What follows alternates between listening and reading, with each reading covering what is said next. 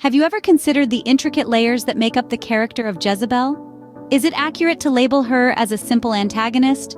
Or does her story go deeper, tainted by the hues of her era, culture, and upbringing?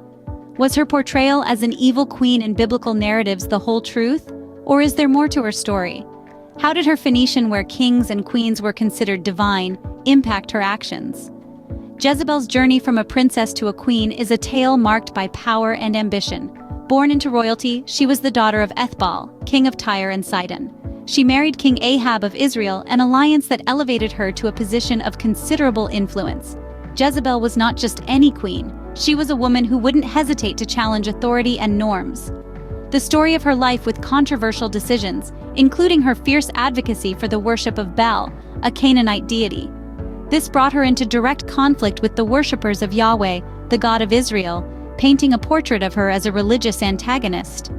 Furthermore, her role in the death of Naboth, an innocent vineyard owner, added to her notorious today. We delve deeper into the life of this infamous biblical figure, tracing her journey from a princess, through her reign as an influential queen, and ultimately to her tragic end. Her demise was as dramatic as her life, thrown a window, trampled by horses, and devoured by dogs. Such was the fate of Jezebel, a woman whose life and character continue to intrigue us. Let's unravel her story, piece by piece. Jezebel was born into a life of affluence and power as a royal offspring of Sidon, a prominent Phoenician city-state. Her father, Ethbal, was a formidable figure, wielding both kingly and priestly titles. He was a man of considerable influence who not only ruled his kingdom with an iron fist, but also presided over religious ceremonies, reinforcing his dual status in society. Sidon was renowned for its fervent worship of Baal, a Canaanite deity associated with fertility, weather, and war. The city was rife with temples dedicated to Baal, and the deity's symbols and images were omnipresent, serving as a constant reminder of spiritual reverence of the Sidonians. Born into this fervently religious environment, Jezebel was irrevocably shaped by it. As a high-ranking member of this society, she was not just a mere observer, but an active participant in these religious practices. From a tender age, she was steeped in this culture, attending ceremonial rituals and observances dedicated to Baal. Growing up in an environment where religion and state were intertwined, where her father held both secular and spiritual power, Jezebel's worldview was inevitably molded. This unique upbringing inspired her zealous devotion to Baal and set the stage for her future actions as a queen of Israel. Jezebel, a formidable figure, made her first appearance in the biblical narrative upon her politically charged marriage to Ahab, the then reigning king of Israel. This arranged matrimony was less of a love story and more a strategic alliance, orchestrated to consolidate political power and establish dominance. Jezebel, a Sidonian princess, offered Ahab an alliance with the prosperous city-state of Sidon, thereby marking the commencement of her profound influence over the Israelite kingdom. But this influence wasn't without its ramifications. Jezebel's religious beliefs starkly contrasted with the monotheistic faith of Israel, leading to her promotion of Baal worship within the kingdom. This began to stir up religious discord among the Israelites, as her foreign theological convictions clashed with the established Israelite belief system. The marriage of Ahab and Jezebel wasn't just a union of two individuals, but of diverging political ambitions and religious ideologies, a fact that would lead to tension and turmoil in the kingdom of Israel. Jezebel, profoundly steadfast to her origins, remained an ardent worshipper of Baal, a deity of her homeland. Unabashed, she even ventured to transplant her religious beliefs into the spiritual fabric of Israel, an act that was both radical and unprecedented. This was not done merely through the subtle influence or private practices of one individual. Rather, Jezebel undertook a grand construction project, erecting temples and shrines specifically dedicated to Baal, placing tangible symbols of her faith in the open for all to behold. The temples she built weren't just architectural marvels. They were loud and clear symbols of her religious identity and commitment. They represented her unwavering devotion to Baal and the attempt to integrate her faith into the mainstream Israelite society. These structures served as sanctuaries for the worshippers of Baal, providing them with a place to practice their faith, and symbolized her determination to establish Baal worship within Israel. However, this audacious move turned out to be a direct affront to the Israelites' worship of Yahweh, their one true God. The erection of temples and shrines to Baal was seen as a challenge to their religious monopoly, a dispute that was not just about competing gods, but about the identity of the Israelite nation itself. It was a deliberate defiance of the religious norms of the Israelite society, and it sparked tensions that set the stage for the inevitable conflicts that would emerge later. These conflicts were more than mere disagreements. They were battles for the soul of Israel, and they would ultimately shape and solidify Jezebel's reputation as a controversial and polarizing figure in Israel's history. The biblical narratives depict Jezebel as a relentless and cunning monarch, one who stops at nothing to attain her objectives. Her most infamous action, which has solidified her reputation as a ruthless queen, was the orchestration of Naboth's death. Naboth was the unsuspecting owner of a vineyard, a piece of land that Jezebel's husband Ahab had set his heart on. However, Naboth refused to sell his inheritance, which infuriated Ahab and stirred up the wrathful machinations of Jezebel.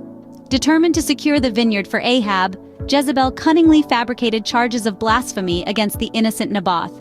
Employing her power and manipulation tactics, she assembled false witnesses to testify against Naboth.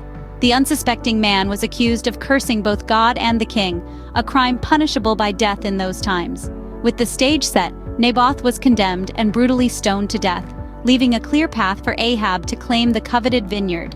The acquisition of Naboth's vineyard by Ahab was not a mere transfer of property. It was a blood-soaked testament to Jezebel's ruthless cunning and manipulative measures, a chilling reminder of how far the queen was willing to go to satisfy her husband's desires. This infamous act is a cornerstone of the biblical portrayal of Jezebel, reinforcing her image as a relentless and manipulative queen.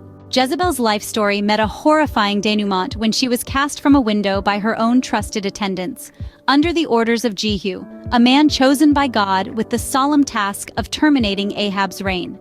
Left abandoned on the hostile streets, her remains were left to the mercy of ravenous dogs, a horrific finale that was foretold by the renowned prophet Elijah. This ghastly ending begs us to delve deeper into the teachings that can be drawn from the life of Jezebel. The most striking lesson, perhaps, is the peril of unrestrained ambition and uncontrolled power.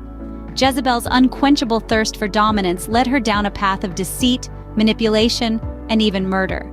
She exhibited a blatant disregard for the deeply held convictions of the Israelites and was unyielding in her attempts to impose her own religion upon them. This only added fuel to the fire of her impending downfall. Additionally, Jezebel's existence underscores the critical role of humility and respecting the views of others in one's life. She ruled with an iron hand, paying little heed to the basic rights and beliefs of her subjects. Her lack of compassion and comprehension led to her becoming estranged, a factor that played a significant role in her tragic demise. Her life story serves as a harsh reprimand against the hazards of unchecked ambition, intolerance of others' beliefs, and the misuse of authority. While she may have been shaped by the norms and mores of her era, her deeds and their repercussions serve as an everlasting reminder of the significance of humility, respect, and empathy. In wrapping up, Jezebel's tale forces us to ponder on the eternal reminders her life provides. Her shocking end and the events leading up to it underscore the importance of humility amidst power, respect for the beliefs and rights of others, and empathy for those around us. These are timeless lessons applicable in any era, reminding us that those who ignore them do so at their peril. Voiceover. Now that we've unraveled the tale of Jezebel and the cautionary lessons her life imparts, let's take a moment to delve into some fascinating trivia connected to her story and the era she lived in. Firstly, the name Jezebel has evolved over centuries into a byword for a deceitful, manipulative woman. This transformation of her name into an adjective mirrors the enduring impact of her actions and character, a testament to the power of stories to shape languages and perceptions. Secondly, Jezebel's narrative has been subject to numerous interpretations across different cultures and religions. Some view her as a villainous figure, a symbol of manipulative female power, while others see her as a victim of the patriarchal society of her time. These varying interpretations highlight the complexity of her character and the subjective nature of historical perception. Furthermore, Jezebel's story has had a significant influence on modern literature and pop culture. Her narrative has been reimagined in various mediums, from novels to movies, and even music. For instance, the American rock band The Eagles released a song titled Witchy Woman, which was inspired by Jezebel. In conclusion, these intriguing facts offer us a glimpse into the far-reaching influence of Jezebel's story, which has transcended time and culture. It's a testament to the enduring relevance of these historical narratives and their ability to teach, inspire, and provoke thought across generations.